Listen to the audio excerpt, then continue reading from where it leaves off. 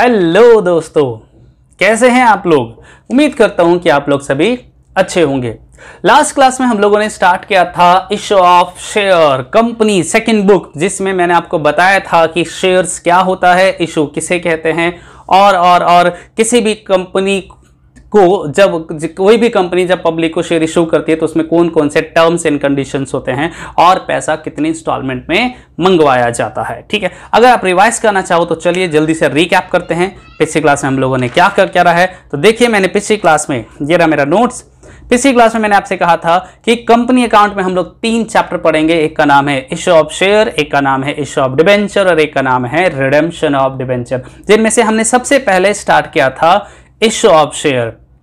मुझे मालूम है पूरी क्लास पिछली हमारी थ्योरी क्लास गई थी, शायद आज भी मैं आपको कोई प्रैक्टिकल ना कर पाऊं। आज की क्लास भी कुछ जनरलिटी जरूर डेफिनेटली बताऊंगा बेसिक, उसके बाद सिर्फ बातें करेंगे। ठीक है, तो फिर मैंने स्टार्ट किया था इशू ऑफ शेयर, जिसमें मैंने कहा था इशू का मतलब होता है बेचना और शेयर का मतलब होता है अंश, हिस्सा, पार्ट। क्या होता है ये पार्ट? तो मैंने कहा था, मान लीजिए एक कंपनी है जिसका नाम है ए लिमिटेड, जिसने एक 5 लाख रुपए की इन्वेस्टमेंट है। तो ए लिमिटेड के जो ऑनर है उसने 1 लाख रुपए खुद लगाया और 4 लाख रुपए लगाने के लिए अपने दोस्तों को, पब्लिक को इनवाइट करा। मतलब पब्लिक को बुलाया कि आओ मेरे बिजनेस में पैसा इन्वेस्ट करो। ठीक है, पब्लिक के मन में एक डाउट आया कि अगर हम ए लिमिटेड में पैसा लगा दें तो क्या ए लिमिटेड मेरा पैसा वापस करेगी भी या नहीं। तो इसीलिए ए लिमिटेड ने गारंटी के रूप में एक सर्टिफिकेट इशू किया था और उस सर्टिफिकेट को ही हम लोगों ने नाम क्या दिया था, शेयर। बट उसकी कुछ क्वालिटी थी। क्वालिटी क्या?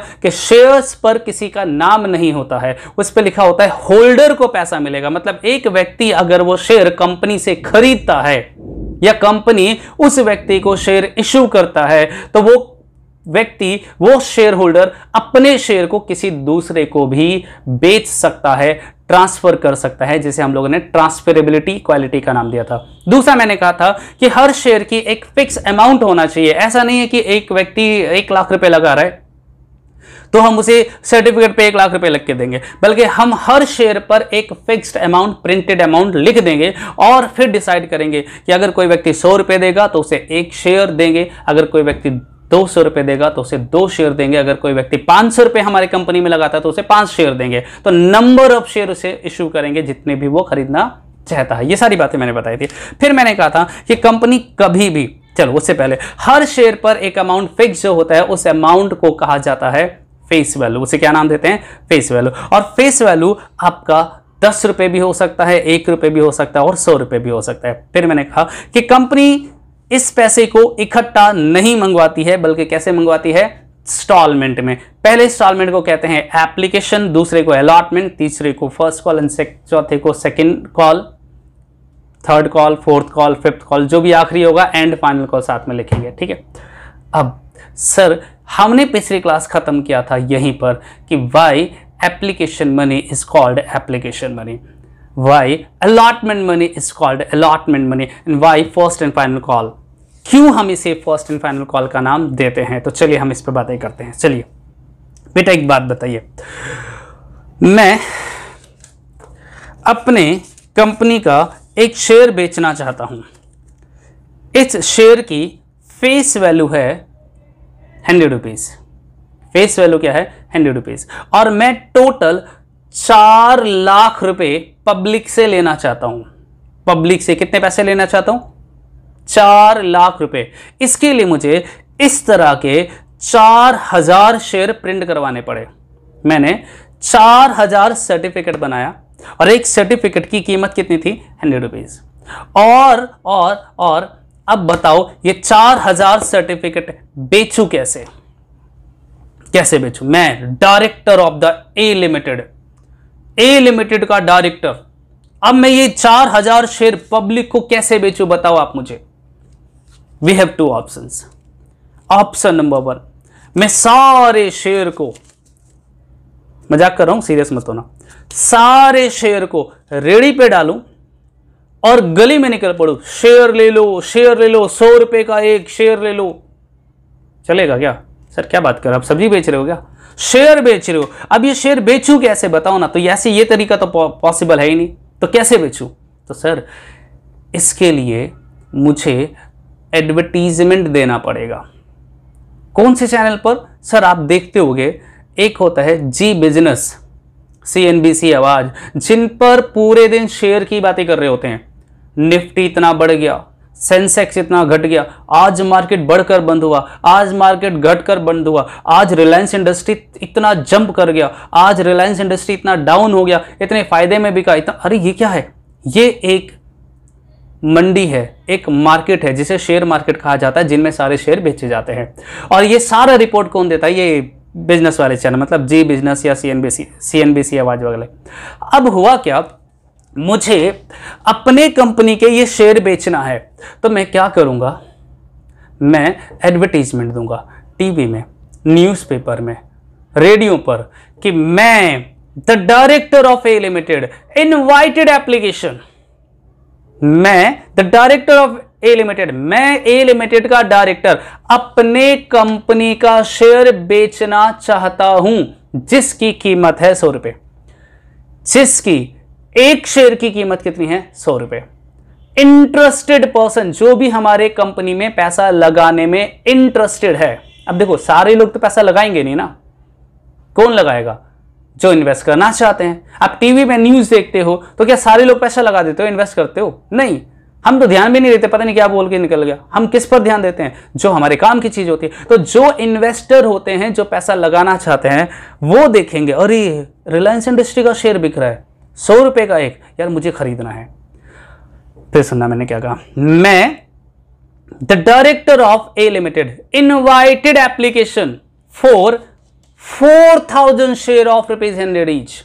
मैं ए लिमिटेड का डायरेक्टर इनवाइट करता हूं, आप लोगों को बुलाता हूं, मेरे कंपनी के 4000 शेयर में बेचना चाहता हूं, और एक शेयर की कीमत कितनी है? 100 रुपए।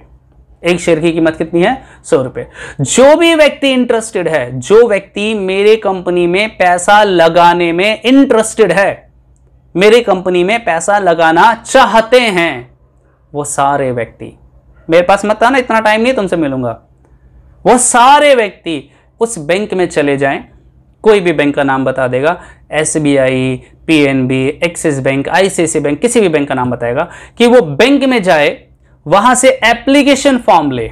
वहां हमने एप्लीकेशन फॉर्म रखवा रखा है, आप वहां से एप्लीकेशन फॉर्म ले, उस एप्लीकेशन फॉर्म पे लिखें अपना नाम, एड्रेस, कॉन्टेक्ट नंबर और कितने शेयर तुम्हें चाहिए, कितने शेयर तुम्हें चाहिए। एक शेयर चाहिए तो उस एप्लीकेशन के साथ 40 रुपए का चेक या ड्राफ्ट स्टेपल करें और बैंक में जमा कर दें। जो व्यक्ति मेरी कंपनी के शेयर को खरीदना चाहते हैं, वो SBI बैंक में जाए, कोई भी बैंक हो सकता है, SBI बैंक में जाए, एप्लीकेशन फॉर्म ले, फॉर्म फिल करे, और उसमें अगर एक शेयर खरीदना चाहते हो तो 40 रुपए का चेक स्टेपल करे और बैंक में जमा कर दे। 2 शेयर खरीदना चाहते हो तो 40 × 2 80 रुपए का चेक ले और बैंक में जमा कर दे। 3 शेयर खरीदना चाहते हो तो 40 × 3 120 रुपए का ड्राफ्ट या चेक उस एप्लीकेशन फॉर्म के साथ लगाए और बैंक में जमा कर दे। मतलब ये जो 40 रुपए हैं वो हम किसके साथ मंगवा रहे हैं? एप्लीकेशन फॉर्म के साथ। इसीलिए इस पैसे को कहा जाता है एप्लीकेशन मनी। कोई आपसे पूछे why application money is called application money, तो आप कहोगे since application money received with application form it is called application money. क्योंकि ये जो पैसा है वो एप्लीकेशन फॉर्म के साथ रिसीव्ड होता है, इसलिए इसे एप्लीकेशन मनी कहा जाता है। ठीक है, अब मान लो आप लोगों ने एप्लीकेशन कहाँ जमा करवा दिया? बैंक में। लास्ट डेट खत्म हो गया तो कंपनी बैंक से वो फॉर्म मंगवाती है और देखती है किसने शेयर मांगा है। राम ने, दे दो इसे। श्याम ने, दे दो इसे। मोहन ने, दे दो इसे। ये सारे तरीके होते हैं। ठीक है, मतलब एप्लीकेशन मनी के साथ जो पैसा रिसीव्ड होता है हम उसे कहते हैं एप्लीकेशन मनी। अब sir why it is called allotment money? Second instalment को हम अलॉटमेंट क्यों कहते हैं? तो बेटा सेकंड कॉल मांगना इस बात की एविडेंस है, सेकंड कॉल मांगना इस बात का प्रूफ है कि हमने उसे शेयर अलॉट कर दिया। अलॉट का मतलब होता है देना। अब एक बात बताओ ना, मैंने अपनी क्लासेस के लिए एक कंडीशन रखा कि जो भी व्यक्ति मेरे से क्लास लेना चाहता है वो एडवांस में पहले 1 महीने की फीस जमा करवाए। ठीक है, अब आप लोगों ने एडवांस में फीस जमा करवा दिया। अब मैं आपसे अगले महीने की फीस तो तभी मांगूंगा ना जब मैं आपको पढ़ाने को तैयार रहूंगा। मैं पढ़ाऊंगा ही नहीं आपको, मैं मना कर दूंगा नहीं भैया मैं राम को नहीं पढ़ाऊंगा, तो इसका मतलब ये हुआ कि मुझे उसका पैसा वापस करना पड़ेगा, उससे अगले इंस्टॉलमेंट अगले फीस मांगने की बात ही नहीं करेंगे हम। ठीक है, तो सेकंड कॉल मांगना इस बात की एविडेंस है कि हम उसे शेयर अलॉट कर रहे हैं, दे रहे हैं, इसलिए हम इसे बोलते हैं अलॉटमेंट मनी। उसके बाद तो फर्स्ट कॉल मतलब पहली बार मांगा, दूसरी बार मांगा, तीसरी बार मांगा, चौथी बार मांगा, first call, second call, third call, fourth call, और जहां कॉल खत्म हो जाए उसके साथ लिख देंगे एंड फाइनल कॉल, मतलब यही हमारा क्या है, फाइनल कॉल है। यही हमारा क्या है, फाइनल कॉल है। ठीक है, तो ठीक है, वैसे बेसिकली मैंने यहां 4 लिखा है, यहां 4 लिखा है, 3 भी हो सकता है। अगर 3 कॉल में मंगवाया तो application, allotment, first and final, first and final call. 2 हुआ तो एप्लीकेशन एंड अलॉटमेंट, एप्लीकेशन और अलॉटमेंट। अगर एक ही कॉल में मंगवा दिया तो इसी को बोल देंगे application and allotment, application and allotment, क्योंकि यही एप्लीकेशन यही अलॉटमेंट, दैट्स इट। ठीक है, ठीक है सर। सर अब जर्नल की बातें कर रहे थे। हाँ बिल्कुल, आज हम जर्नल करवाएंगे और जर्नल सीखेंगे। चलिए देखते हैं क्या है जर्नल में। बहुत सुंदर है बेटा, और ये मजे की बात बता दूं, ये जो पूरी बुक है वो जर्नल बेस्ड है, पूरी बुक जर्नल बेस्ड है। ठीक है, इसलिए प्लीज सावधानी से देखना। जर्नल,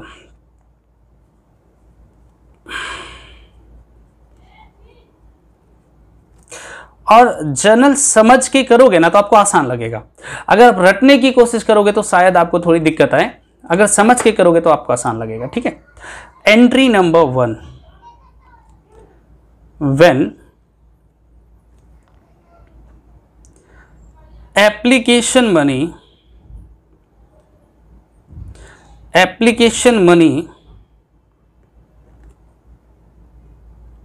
received,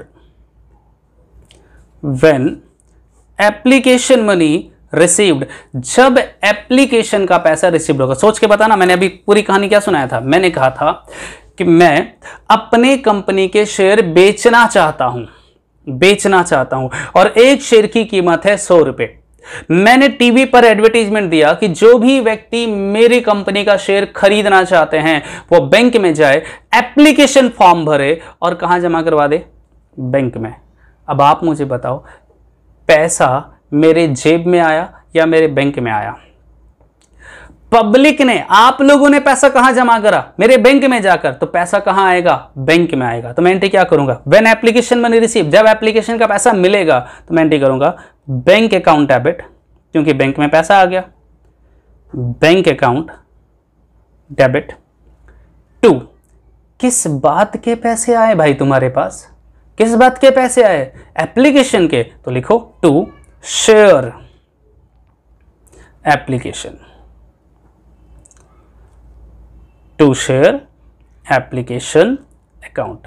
तो एंट्री क्या बन गया, bank account debit to share application. Sir narration बताओ, नरेशन यही है, यहां लिखना being application money received, being application money received. ठीक है, मेरे सवाल के अनुसार। दूसरी एंट्री, मैंने बोला था जिन व्यक्ति ने हमारी कंपनी का शेयर खरीदना है वो 10 तारीख तक अपने सारे एप्लीकेशन फॉर्म जमा कर दे। सबने जमा कर दिया, जिनको खरीदना था उन्होंने फॉर्म जमा कर दिया। 11 तारीख को हम बैंक जाएंगे, बोलेंगे बताओ जी कितने शेयर आ गए। जितने भी शेयर आए उसे हम, वो पैसा जो आया है वो किस लिए आया है, जो राम पैसे लगा रहा था वो क्यों लगा रहा था, कैपिटल लगा रहा था, हम उसे पार्टनर बना रहे थे, हम बिजनेस का मालिक बना रहे थे। देखो दोबारा से, पिछली क्लास में मैंने कहा था कि बेटा राम से हम पैसे मांग रहे, तुम मुझे पैसे दो और मैं तुम्हें क्या दूंगा, प्रॉफिट, मैं तुम्हें क्या दूंगा, प्रॉफिट। इसका मतलब राम जो पैसे लगा रहा है it is the part of the capital, ये कैपिटल का पार्ट होगा। तो जो पैसा मुझे यहां पर रिसीव्ड हुआ है, जो पैसा मुझे यहां पर रिसीव्ड हुआ है, मैं उसे कहां ट्रांसफर कर दूंगा, कैपिटल में, क्योंकि ये कैपिटल का पैसा है। तो हम लिखेंगे व्हेन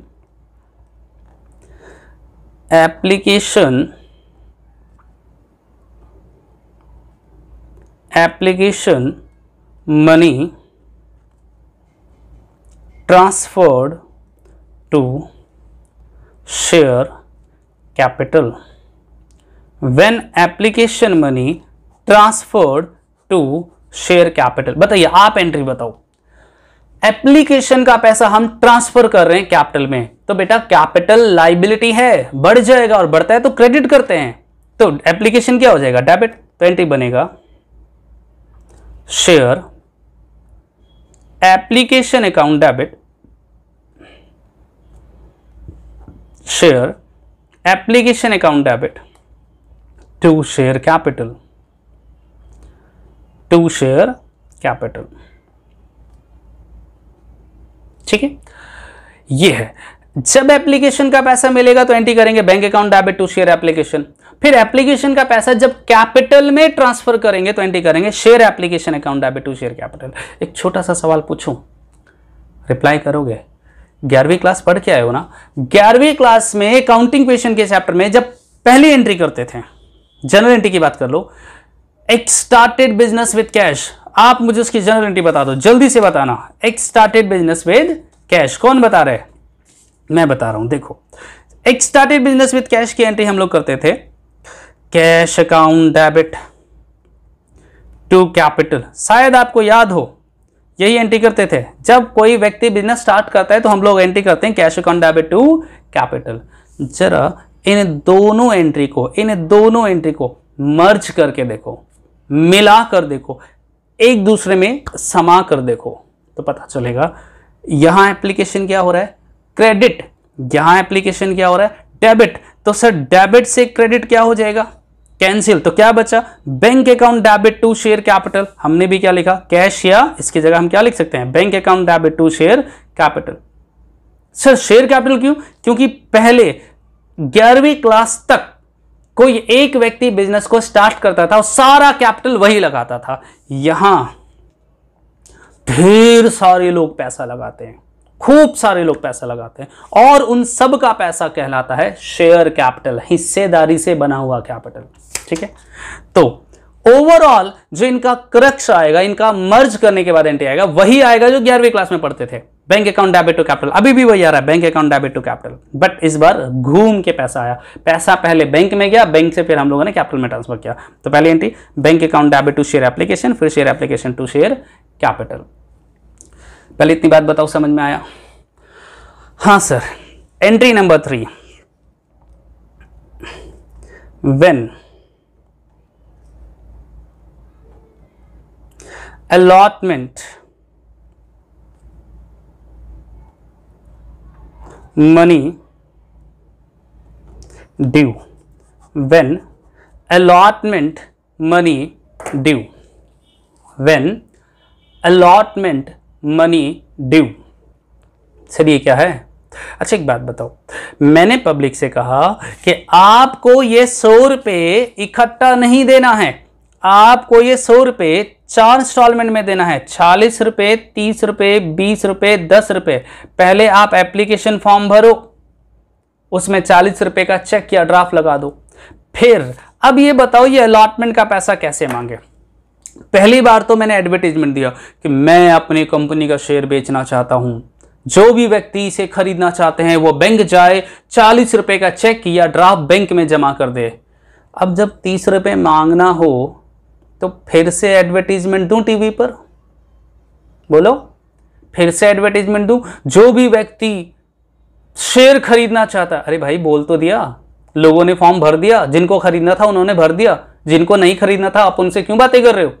इसका मतलब पहली बार तो मुझे एडवर्टीजमेंट देना पड़ता है कि जो व्यक्ति खरीदना चाहते हैं वो फॉर्म भरो, क्योंकि मुझे नहीं मालूम कि मेरा जो शेयर है वो कौन खरीदेगा।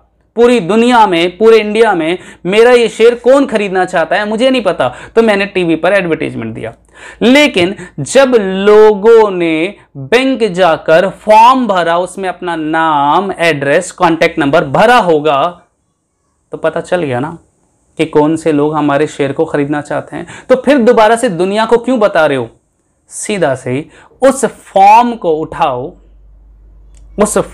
उठाओ, उसमें दिया हुआ कॉन्टेक्ट नंबर लो और उनको कॉल करो, उनको फोन करो। फोन करो कैसे, हेलो मिस्टर राम, सर आपने एप्लीकेशन फॉर्म भरा था हमारी कंपनी के शेयर के लिए। अगर राम कहता हाँ सर मैंने भरा था, एक शेयर चाहिए मुझे, मैंने 40 रुपए भी जमा करवाया, तो मैं उसे बोलूंगा कॉन्ग्रेचुलेशन मिस्टर राम, हम आपको शेयर देंगे। आप एक काम करो, अपनी दूसरी इंस्टॉलमेंट, आई रिपीट दूसरी इंस्टॉलमेंट जिसका नाम अलॉटमेंट मनी है वो जमा करवा दो। मतलब मैंने क्या करा, मैंने फोन उठाया, राम को फोन किया और बोला कि कॉन्ग्रेचुलेशन मिस्टर राम, हम आपको शेयर इशू करेंगे, हम आपको शेयर अलॉट करेंगे, आप अपनी दूसरी किस्त जमा करवाइए। मतलब मैंने अलॉटमेंट मांगा, मैंने अलॉटमेंट क्या करा, मांगा। हेलो, मांगने को कहा जाता ड्यू करना। देखो मांगना, मैंने मिस्टर राम से अलॉटमेंट मतलब दूसरी इंस्टॉलमेंट मांगा। मांगने को, ड्यू को हम मांगना कहते हैं, ठीक है। अब बात करते हैं जब हम मांगेंगे, मतलब मैंने फोन किया और मैंने राम को बोला भैया राम पैसे जमा करवा दो, राम ने कहा ओके सर मैं जमा करवा दूंगा, और जैसे ही उसने फोन रखा मैंने उसे क्या बना दिया, डेटर, कि अब मुझे राम से पैसा मिलेगा। जब हम राम को डेटर बनाएंगे, जब हम राम को डेटर बनाएंगे तो एंट्री क्या करेंगे, सर डेटर डेबिट होता है, तो हम लिखेंगे allotment share, allotment account debit, share allotment account debit. मैंने अलॉटमेंट को डेटर बना दिया कि अलॉटमेंट से मुझे पैसा मिलेगा, ठीक है, share allotment account debit to. अब क्रेडिट किसको करें, तो सर जो पैसा राम से मिलेगा हम उसे कहां डालेंगे, हम उसे कैपिटल में डालेंगे, तो यहां लिख देंगे to share capital, to share capital. तो एंट्री बन गया share allotment account debit to share capital. Okay, entry number 4, अगर मान लो मिस्टर राम ईमानदार है, मान लो मिस्टर राम ईमानदार है, उसने टाइम टू टाइम पैसे जमा करा, उसने फोन रखा, चेकबुक निकाला, 30 रुपए का चेक काटा और जाकर बैंक में जमा कर दिया, मतलब मुझे अलॉटमेंट का पैसा मिल गया। तो हम एंट्री क्या करेंगे, when allotment money received, when allotment money received, जब मुझे अलॉटमेंट का पैसा रिसीव्ड होगा, तो हम एंट्री क्या करेंगे, व्हेन अलॉटमेंट मनी रिसीव्ड। बताओ ना, राम ने चेक काटा और बैंक में जमा कर दिया, तो हम एंट्री क्या करेंगे, bank account debit, bank account debit, bank account debit to. किस बात के पैसे मिले, सर किससे मिला, राम से। राम को हमने क्या बना रखा है, डेटर। देखो शेयर अलॉटमेंट, अगर डेटर मुझे पैसे देगा तो उसे क्रेडिट कर देंगे, तो हम लिखेंगे to share allotment.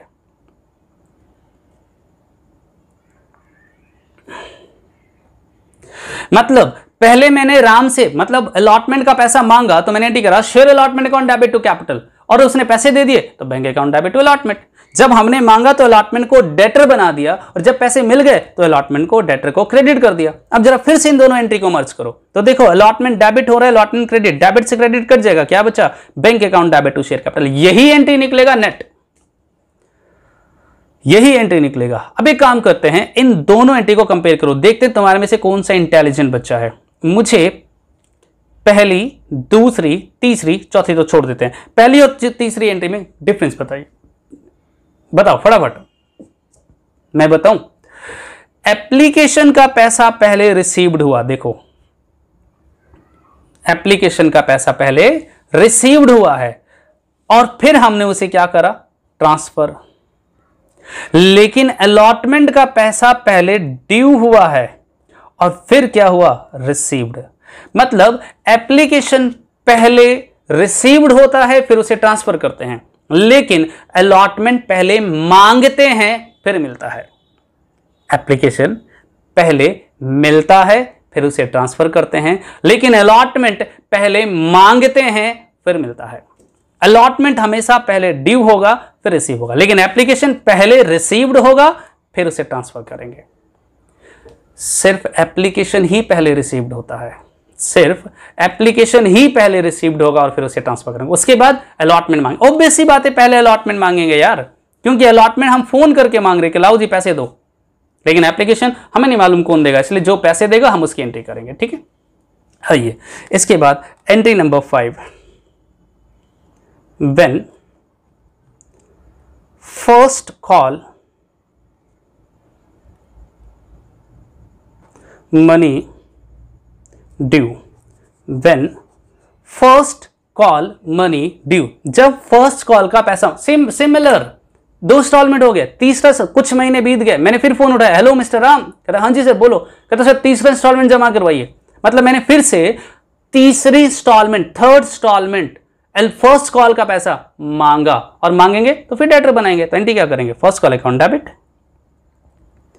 First call account debit, किस बात के पैसे, जो भी पैसा मिलेगा उसे कहां ट्रांसफर करेंगे, कैपिटल में, टू शेयर कैपिटल, तो एंट्री बन गया first call account debit to share capital, और मिल गया अगर तो सेम एंट्री बिल्कुल जो अलॉटमेंट का करा था, when first call money received, when first call money received, और जब रिसीव होगा तो फिर हम एंट्री करेंगे bank account debit to share first call, share नहीं लगाया यहां पर, शेयर फर्स्ट कॉल, ठीक है, मतलब ये कि एप्लीकेशन पहले रिसीव होता है तो bank account debit to application, फिर ट्रांसफर करते हैं तो application account debit to capital, लेकिन उसके बाद अलॉटमेंट मांगते हैं फिर मिलता है, फिर मांगते हैं फिर मिलता है, फिर मतलब अलॉटमेंट मांगते हैं फिर मिलता है, फर्स्ट कॉल मांगते हैं फिर मिलता है, फाइनल कॉल मांगेंगे फिर मिलेगा, similar final call, when final call money due, final call account debit to capital, received bank account debit to final call, ठीक है, allotment first call and final call पहले मांगते हैं फिर मिलता है, लेकिन लेकिन लेकिन लेकिन एप्लीकेशन पहले मिलता है, रिसीव्ड होता है, फिर हम उसे ट्रांसफर करते हैं। समझ में आया मेरी बात? नहीं आया समझ? फिर से समझ लो। देखो, एप्लीकेशन का पैसा जब रिसीव्ड होगा, पहले रिसीव्ड होगा तो bank account debit to application, फिर ट्रांसफर करेंगे तो application account debit to share capital. लेकिन अलॉटमेंट हमने पहले मांगा और मांगेंगे तो allotment account debit to capital, allotment account debit to capital, और जब रिसीव्ड होगा तो bank account debit to share allotment. इसी तरह से फर्स्ट कॉल मांगेंगे तो first call account debit to capital, bank account debit to first call. Final call मांगेंगे, final call account debit to capital और bank account debit to final call. Okay, copy करना चाहो तो जल्दी से कॉपी कर लीजिए, आपको टाइम दे रहा हूं। मजे की बात बताऊं, अगर आप कुछ क्वेश्चंस ट्राई करोगे तो आपको ये क्वेश्चंस याद हो जाएंगे, रट जाएंगे, लेकिन लेकिन लेकिन रटना नहीं है, कंसेप्ट को समझना। मुझे मालूम है 5-6 सवाल मैं आपको करवाऊंगा, उसके बाद आपको ये क्वेश्चंस याद हो जाएंगे, एंट्रीज याद हो जाएंगे, और मैं कोशिश भी करूंगा कि पहले 5, 6, 7, 10 क्वेश्चंस ऐसे करवाऊं जिससे आपको एंट्रीज याद हो जाए। एक बात ध्यान रखना, इशू ऑफ शेयर में कंसेप्ट बहुत है, ऑलमोस्ट 40-50 कंसेप्ट है। अगर मैं एक क्लास में एक कंसेप्ट करवाऊं भी तो भी मुझे 30 से 35 क्लास लेनी पड़ती है। ये जो इशू ऑफ शेयर का जो चैप्टर है, द लॉन्गेस्ट चैप्टर, मैं नॉर्मल क्लास लेता हूं ना, नॉर्मल मतलब फेस टू फेस की बात करूं तो मैं 2 महीने लगाता हूं, 2 महीने। ऑल्टरनेट डेज क्लास है तो मतलब 30 क्लास तो मिनिमम लगना ही लगना है, अभी भी यहां पे बता रहा हूं। और वो भी अगर बच्चा होमवर्क करता है साथ के साथ, ये भी कॉपी कर लो, ये लो, अगर साथ के साथ ये भी कर लो साथ में, ये लो। अगर बच्चा साथ के साथ होमवर्क करता है, तीसरा चौथा पांचवा करो पहले, साथ के साथ होमवर्क करता है तो भी 2 महीने लगते हैं भाई। आपको होमवर्क करना पड़ेगा, बहुत इंपॉर्टेंट क्लास है। अगर आप होमवर्क नहीं करोगे तो एक वक्त आएगा जब बहुत बर्डन आ जाएगा, बहुत बोझ आ जाएगा। अभी तो बहुत मजा आएगा करने में, ऐसा लगेगा सर लेबर वर्क करवा रहे हो। यस, मैं पहले 5 क्लासेस खूब लेबर वर्क करवाऊंगा, ढेर सारे होमवर्क दूंगा, ढेर सारे प्रैक्टिस करवाऊंगा, और उसके बाद जब कंसेप्ट खत्म होने वाला होगा तो आपको बहुत प्रॉब्लम्स होंगे। इसलिए उम्मीद करूंगा कि आप लोग साथ के साथ होमवर्क करते रहोगे, क्लासेस अटेंड करते रहोगे, ठीक है। सर आज कुछ होमवर्क दे रहे हो? नहीं, आज फिर से कोई होमवर्क नहीं दे रहा हूँ। आप पुराने क्वेश्चन जो आपका था पेंडिंग डिसोल्यूशन का, टीएस ग्रेवाल का, मैंने आपको होमवर्क दे रखा ऑलरेडी, आप प्लीज़ उसे ज़रूर सॉल्व कर देना। अभी दो पिछली क्लास में भी मैंने कोई होमवर्क नहीं दिया, आज की क्लास में भी कोई होमवर्क नहीं दे रहा हूँ, तो इन क्लासेस का जो होमवर्क है वो डेजोल्यूशन के होमवर्क आप ट्राई कर सकते हो। तो चलिए आज भी हम लोग इतना ही करेंगे, बाकी करेंगे नेक्स्ट क्लास में। नेक्स्ट क्लास में मैं इस क्वेश्चंस की प्रैक्टिस करवाऊंगा, लेकिन आप ये एंट्रीज को प्लीज़ पढ़ के आना ताकि दिक्कत ना हो, ठीक है। चलिए आज इतना ही करते हैं, बाकी नेक्स्ट क्लास में। तब तक के लिए बाय, सी यू, टाटा, सब खैर।